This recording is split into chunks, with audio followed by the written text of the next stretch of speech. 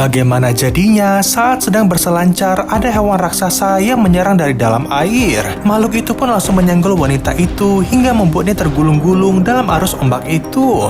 Tubuhnya terbanting berkali-kali di karang dan inilah awal dari mimpi buruknya. Ia masih bisa mengendalikan tubuhnya dan kembali ke atas permukaan lagi. Wanita ini masih tak tahu hewan apa yang menyerangnya dan ia berusaha meraih papan selancarnya kembali. Tiba-tiba saja ia ditarik ke bawah dan raut wajah wanita itu seperti menahan rasa sakit luar biasa. Yang awalnya air berwarna biru kini berubah menjadi merah karena darah dari kakinya. Wanita itu berusaha berenang ke permukaan dan mencoba menyelamatkan diri dari sini.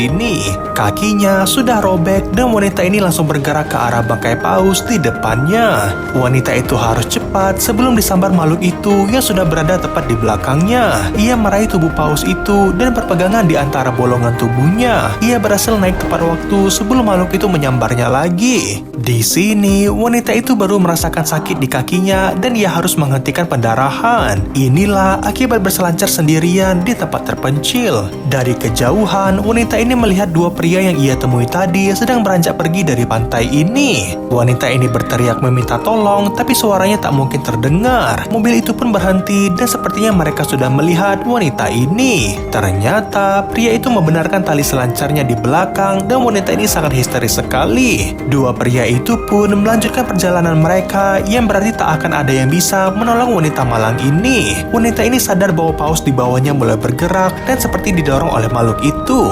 Terlihat ada bayangan hiu yang sedang mendorong mereka ke tengah laut. Wanita ini hanya bisa pasrah karena ukuran hiu itu hampir sama dengan paus yang ia pijaki. Jaraknya dengan pinggir pantai sekitar 200 meter dan ada pelampung yang lumayan jauh pula. Ia melihat ada koral yang timbul yang jaraknya lumayan dekat. Wanita ini harus pindah karena hiu itu sudah bergerak ke arahnya. Tiba-tiba paus raksasa itu pun disambar dan wanita itu langsung bergegas berenang ke arah koral. Wanita ini harus mengarahkan semua tenaganya karena darah di kakinya pasti akan memancing hiu itu.